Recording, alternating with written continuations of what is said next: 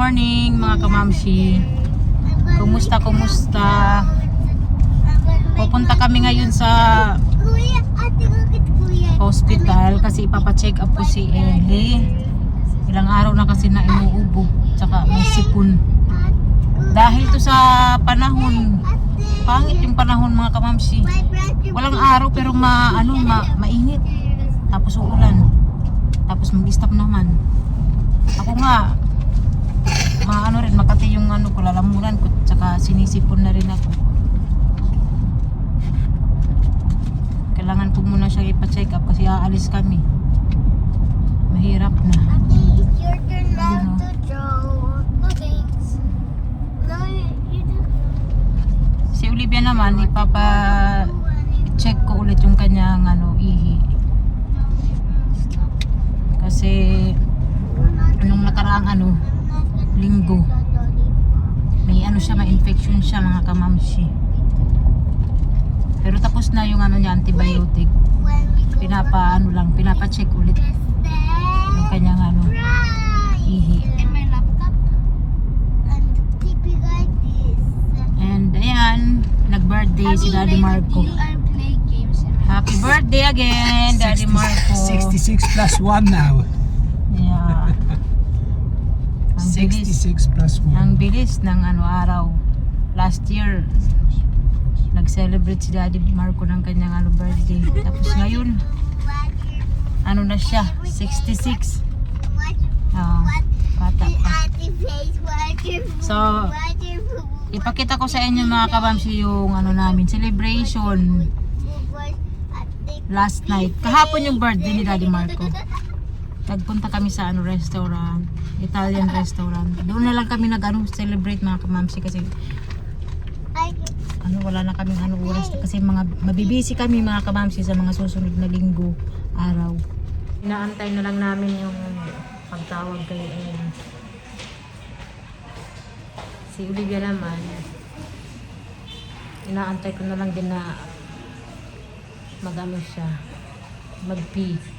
pipi. Mabuti nakaabot kami sa HMO kasi insurance ang ginagamit ko sa pagpapacheck up sa kanila. Kaya nga magmadali kami na pumunta dito eh.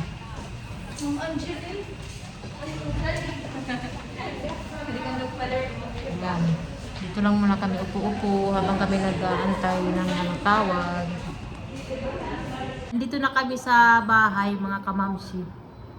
Hindi na ako video kanina dahil tinawag na kami ng secretary. Tapos si Olivia inasikaso ko pa kasi kailangan niyang umihi. Kasi kung hindi siya umihi, magtatagal kami sa hospital mga kamamshi. Tapos ang Daddy Marco gusto nang umuwi. So, yung kay Ellie, wala naman siyang antibiotic. Mga pang-allergy. Binigyan siya ng Montelukast na pangbata. Antihistamine. Tapos, may binigay pa na isa. Liquid siya mga kamamshi. Liquid siya. Miptin ata yun Miptin. Pero, Yes, that's gotcha. balik kami. Titingnan kung maging okay si Ellie sa mga binigay na gamot. Kung hindi, baka antibiotic. Tingnan natin mga kamamshi. Sana hindi na. Dahil daw ito sa sa weather din mga kamamshi. Pangit ng weather. Ako nga dito mabigat basta. Makati dito. Yung ilog ko Makati kaya ako cetirizine. What's that? Tapos yung ko spray sa nose. Yung pang rhinitis. Ba yun? Rhinitis? Allergic rhinitis. So yan muna ginagawa ko ngayon. Si Olivia naman, kukunin ko yung niya, result bukas. Kasi kailangan yun para makita kung